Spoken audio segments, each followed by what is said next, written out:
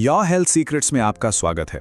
अच्छा, कभी सोचा है कि पुराने जमाने के जो ऋषि मुनि और योगी हुआ करते थे, उनमें वो असाधारण शक्ति, वो गजब की चेतना आती कहाँ से थी? आज हम इसी गहरे राज को समझने वाले हैं। देखिए, हम सब उनकी साधना और तप की बात तो करते हैं, लेकिन एक ऐसी चीज है जिसे हम अक्सर नजरअंदाज कर देते हैं। एक ऐसा राज जो उनकी पूरी आध्यात्मिक शक्ति का आधार। हम सब यही सोचते हैं ना कि उनकी सारी शक्ति का स्रोत बस घंटों तक ध्यान लगाने में था। लेकिन क्या हो अगर मैं कहूं कि असली राज इससे कहीं ज्यादा बुनियादी था। एक ऐसा राज जो उनकी साधना की नींव में नहीं बल्कि उनकी थाली में छुपा हुआ था। जी हाँ, बिल्कुल सही सुना। उनकी पूरी शक्ति का जो आधार था ना, वो उनके भोजन में छिपा था। और ये कोई मुश्किल पूजा पाठ या अनुष्ठान नहीं था, बल्कि दिन में सिर्फ एक बार खाना खाने की एक बहुत ही गहरी वैज्ञानिक प्रक्रिया थी। ये कोई आजकल की डाइटिंग नहीं है, बल्कि ये तो चेतना के दरवाजे खोलने की एक बहुत पुरानी चाबी थी। तो चलिए सबसे पहले ऋषियों के इसी रहस्य को समझते हैं। आखिर ये एक भुक्त है क्या? तो देखिए, एक भुक्त का मतलब सिर्फ कम खाना बिल्कुल नहीं है। ये असल में शरीर की ऊर्जा को मैनेज करने का, उसे संभालने का एक वैज्ञानिक तरीका है। इसका मकसद ये है कि शरीर की ऊर्जा को रोजमर्रा के कामों से आजाद करके उसे आध्यात्मिक विकास की तरफ मोड़ा जा सके। और ऐसा नहीं है कि ये कोई नई बात है। इसकी जड़ें हमारे प्राचीन ग्रंथों में बहुत गहरी हैं। भगवत गीता में भगवान कृष्ण मिताहार की बात करते हैं, यानी संतुलित आहार की। और एक भुक्त जो है वो इसी सिद्धांत का सबसे ऊंचा स्तर है, उसकी पराकाष्ठा है।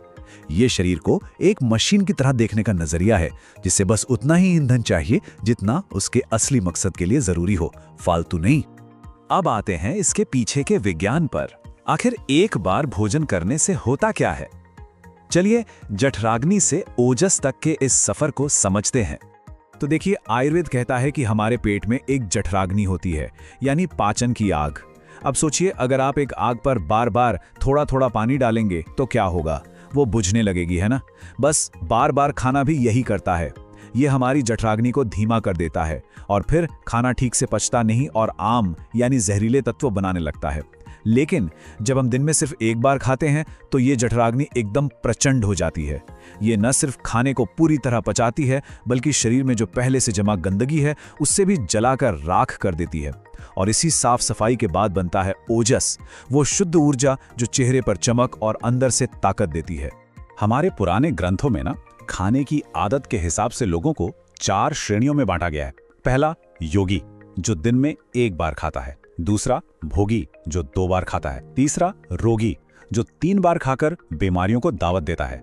और चौथा, द्रोही, जो 4 या उससे ज्यादा बार खाकर अपने ही शरीर का दुश्मन बन जाता है। ये वर्गीकरण वाकई हमें भोजन के बारे में एक अलग नजरिया देता है। सोचने वाली बात है, हम में से ज्यादातर लोग किस श्रेणी में आते हैं? अब बात करते हैं शरीर के अंदर की ऊर्जा की। चलिए प्राण और अपान का इस अद्भुत नृत्य को समझते हैं। और जानते हैं, आज का मॉडर्न साइंस भी इस हजारों साल पुरानी बात को मानता है। पाचन यानी खाना पचाना हमारे शरीर की सबसे ज्यादा ऊर्जा खर्च करने वाली क्रियाओं में से एक है। आप यकीन करेंगे, हमारे शरीर की करीब करीब 70% एनर्जी सिर्फ और सिर्फ खाना पचाने में चली जाती है। और हमारे प्राचीन योगी इसी ऊर्जा को बचाने और उसे किसी और ऊंचे काम में लगाने की कला जानते थे।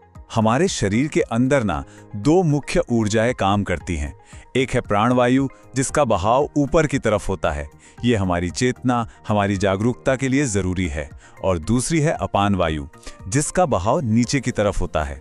इसका काम है पाचन और शरीर से गंदगी बाहर निकालना।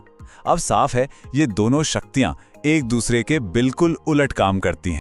और असली खेल यहीं पर है। जैसे ही हम कुछ खाते हैं, शरीर की सारी ताकत अपान वायु को एक्टिवेट करने में लग जाती है, यानी नीचे की तरफ। अब जाहिर सी बात है, जब सारी ऊर्जा नीचे जा रही है तो ऊपर की ओर उठने वाली प्राणवायु अपने आप दब जाती है। आप एक ही समय में ऊर्जा को ऊपर और नीचे दोनों तरफ पूरी ताकत से नहीं भेज सकते। इसीलिए तो कहते हैं कि भरे पेट ध्यान लगाना या कोई भी दिमागी काम करना इतना मुश्किल क्यों होता है। तो हमारे प्राचीन ऋषि मुनियों ने क्या किया? उन्होंने एक बहुत ही होशियारी का काम किया। उन्होंने दिन में सिर्फ एक बार खाना खाकर अपान वायु को बहुत कम काम दिया। अब बाकी के जो करीब 20 घंटे बचे, उनमें पाचन का कोई भारी काम था ही नहीं। तो क्या हुआ? वो प्राण जो अब तक दबा हुआ था वो आजाद हो गया। पाचन में बर्बाद होने वाली वो 70% ऊर्जा, उसका विशाल भंडार अब ऊपर की ओर उठने लगा और शरीर के ऊर्जा केंद्रों यानी चक्रों को जगाने लगा। ये था असली राज। तो अब सवाल उठता है कि आज के समय में हम इसे कैसे अपना सकते हैं। चलिए एक भुक्त के आधुनिक रास्ते की बात करते हैं। और याद रखिए, ये एक धीरे धीरे चलने वाली यात्रा है। देखिए, सीधे एक भोजन पर कूद जाना शरीर के लिए नुकसानदेह हो सकता है, तो इसका एक 4 स्टेप का रास्ता है। पहला कदम, आप क्या खा रहे हैं उसे बदलें। सात्विक भोजन यानी ताज़ा हल्का खाना शुरू करें। दूसरा, मील्स के बीच में स्नैकिंग यानी कुछ भी खाना बिल्कुल बंद कर दें। तीसरा, इंटरमिटेंट फास्टिंग शुरू करें, अपनी ईटिंग विंडो को धीरे धीरे कम करें। और चौथा और आखिरी कदम, जब शरीर पूरी तरह से तैयार महसूस करे तब हफ्ते में एक दिन एक भुक्त का अनुभव करें। पर कुछ बातें ध्यान में रखना बहुत जरूरी है। ये कोई रेस नहीं है, तो आराम से करें, अपने शरीर की आवाज सुनें। अगर बहुत ज्यादा कमजोरी या चक्कर आए तो रुक जाएं। और हाँ, ये हर किसी के लिए नहीं है, खासकर उन लोगों के लिए जिन्हें कोई स्वास्थ्य समस्या है या गर्भवती महिलाओं के लिए। इसे अपने अहंकार को दिखाने के लिए नहीं, बल्कि आत्म जागरूकता के लिए करना है। शरीर को आजाद करना है, उसे कष्ट नहीं देना। तो बस यात्रा अब शुरू होती है, और ये यात्रा हर भोजन के साथ एक चुनाव से शुरू होती है। अगली बार जब भी थाली सामने आए तो एक पल के लिए रुककर सोचें, ये भोजन एक चुनाव है।